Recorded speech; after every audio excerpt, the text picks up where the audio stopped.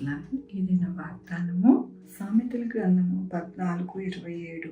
యెహోవా యందు భయభక్తులు కలిగి ఉండుట జీవపు ఊట, అది మరణపాశముల నుండి విడిపించును. ఎంత గొప్ప వాగ్దానాన్ని దేవుడు మనకి అనుగ్రహిస్తూ ఉన్నారండి.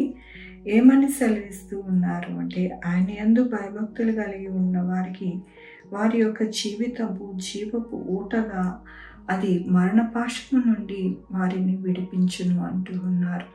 మన యొక్క జీవితాలలో ఈ యొక్క దినములలో ఎన్నో ఇబ్బందులు, ఎన్నో కష్టములు, ఎంతో వ్యాధులు, అలాగే క్యాన్సర్ అని, ఎయిడ్స్ అని, అనేకమైన భయంకరమైన వ్యాధులు, వాటిని అన్నిటి నుండి విడుదల అనుగ్రహించే దేవుడుగా మన దేవుడు ఉన్నారు. ఎప్పుడు అంటే ఆయన యందు భయభక్తులు కలిగి ఉండుట జీవపు ఊటగా ఉంటూ ఉన్నారు అని దేవుడు సెలవిస్తూ ఉన్నారు. జీవపు ఊట అనగా ఆయన మన యొక్క జీవితంలో ఆ యొక్క పరిస్థితులన్నింటినీ కూడా చక్కపరిచి చక్కగా మనలను బాగు చేసేవారిగా ఉంటారు అని దేవుడు సెలవిస్తూ ఉన్నారు.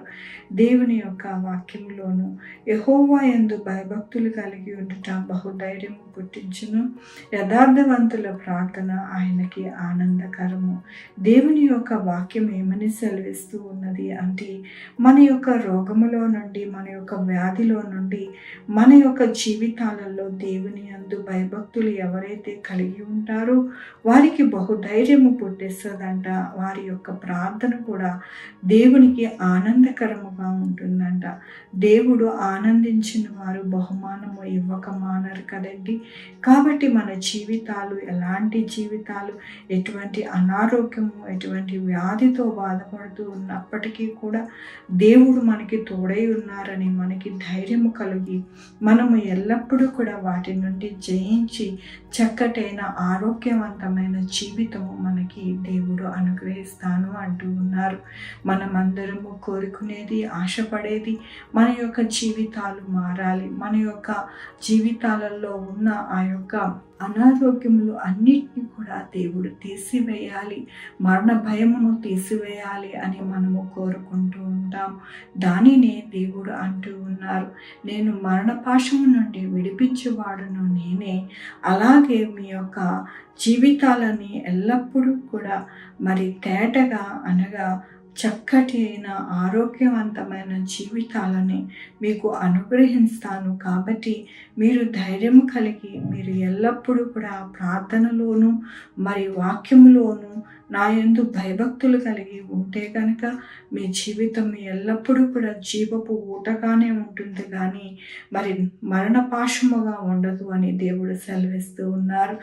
దేవుడు ఈ మాటని దేవుడు మనకి అనుగ్రహిస్తూ ఉండగా మనమెందుకు దిగులు పడాలి, మనమెందుకు భయపడాలి, మనమెందుకు ఎంతో అధైర్యపడాలి. కాబట్టి మనము ఎల్లప్పుడూ కూడా ధైర్యంతో ఆయన పాదాలు పట్టుకుంటూ మనము జీవించాలి అని దేవుని యొక్క వాక్యముతో, వాగ్దానముతో దేవుడు మాట్లాడుతూ ఉన్నారు.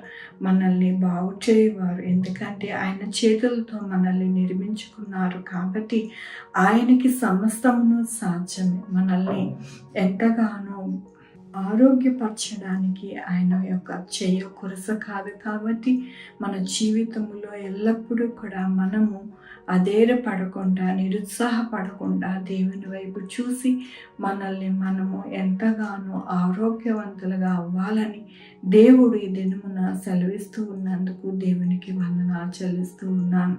ఈ దినము నా పుట్టినరోజు, పెళ్లి రోజు, అనేక శుభదినములు చేసుకుంటున్న వారందరికీ కూడా నిండారుగా శుభాకాంక్షలు తెలియజేస్తూ ఉన్నానండి. మీ జీవితంలో దేవుని యొక్క ఆశీర్వాదము, ఆయన బహుమానము, ఆయన ధననిధి మీకు అనుగ్రహింపబడును గాక.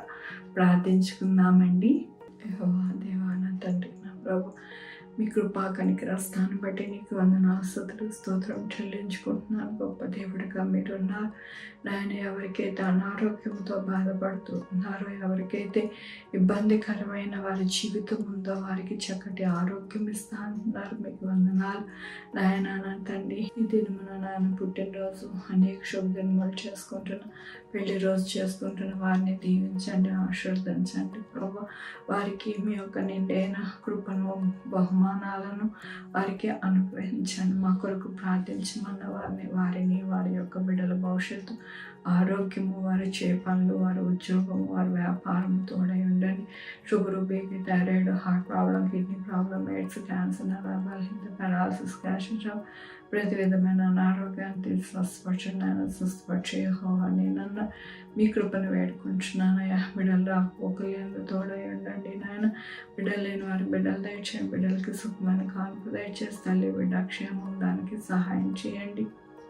2-వీలర్, 4-వీలర్, బస్సెస్, ట్రైన్స్, ఏరోప్లేన్లో ప్రయాణం చేస్తుండే ప్రతి ఒక్కరికి సురక్షితమైన ప్రయాణం దయచేయండి నా ప్రభా. నాయన నా తండ్రి, కాంపిటేటివ్ ఎగ్జామ్స్కి ప్రిపేర్ అవుతున్న వారికి తోడై ఉండండి. జ్ఞానం ఇవ్వండి. చక్కటి ఎగ్జామ్స్ రాయడానికి సహాయం చేయండి నా ప్రభా.